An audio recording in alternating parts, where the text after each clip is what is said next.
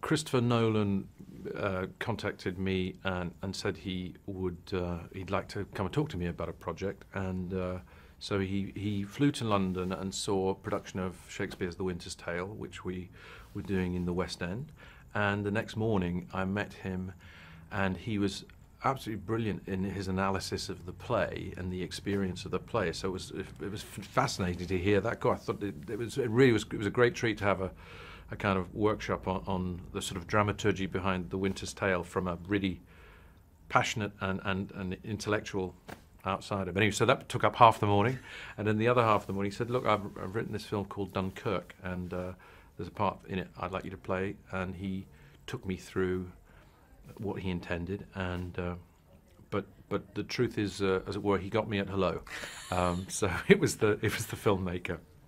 So who is Commander Bolton? What's going on with him? Commander Bolton is a naval commander in this film in charge of the safe evacuation of men from the mole, the long breakwater that stretches into the ocean at Dunkirk, and we were able to film there and to try and recreate some of the challenges that were mounting this operation in that particular part of it, which was to get as many of those 340,000 men off the beach as possible. So he dealt with being bombed and with the difficulty of the tidal system, which meant big boats couldn't get in easily for half of the time, and was constantly under pressure, both in terms of actual enemy attack and stress and lack of sleep across the days of the operation.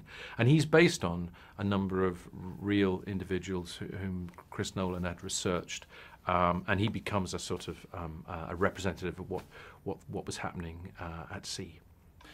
I now know from you that Nolan is a great drama critic, but the other thing I know, having heard him say it many times in the last 2 days, is how he likes to shoot things for real. So Yes. you really were on the mole. Yes, and indeed. you're not against green screen, and presumably that's got to add a flavour and a context to it for you. Yes, I think that across any shooting day, you just have the real sense of how, particularly by the ocean, the temperature, the wind, the weather in general varies enormously and dramatically. So suddenly you're in a rainstorm, suddenly there's bright sunshine, everything makes a difference. Everything made all the variables in that rescue operation always challenging to deal with. So you being there in the here and now, and as Chris famously doesn't like to sit down, and nobody else does, and you get there's an energy, tremendous energy and natural quality around the set. For this picture, that's my one experience of working with Chris, which was, it continually kept you, as the film does, in the situation.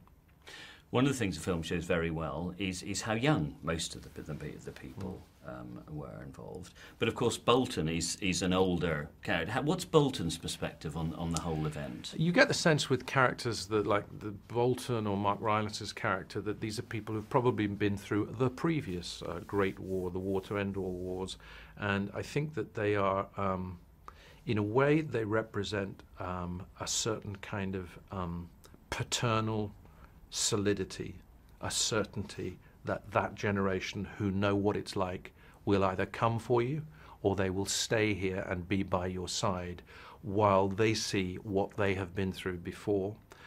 And whilst they also understand, having been through warfare themselves, the fragility of it and the necessity of helping and trying to get people home. So in a way, Bolton's job is simply to be there and be a beacon, be an example, be someone not panicking, being a human example and a quiet, organized, logical coordinator in the midst of all of that chaos. But of course, what's interesting is that he's also a human being, and he also gets scared, and he also really feels this responsibility to this group of 400,000, mainly English but also French soldiers, and so he becomes a sort of a barometer, if you like, for the what's going on outside. And we see a lot of that played off James Darcy representing the army. Is there a tension, an Army-Navy tension there, or are they all working together? I think both. They have to work together, and there is a tension. There is a certain sense that their way is the best way. But one of the very fascinating things about a picture like this and that situation is that the elements are so elemental. You have to deal with wind, whether there's a nice moment between them when an army man is unable to understand quite the nature of the tidal system, which is very helpful that the Navy man does understand, but at the same time it's the army getting all those men to that point of embarkation, so they're forced to understand the other's perspective, and there's mutual respect, but there's also a sort of competitive thing that the situation sort of wears down, because in the end it's a very clear example of a necessity, however difficult, of working together.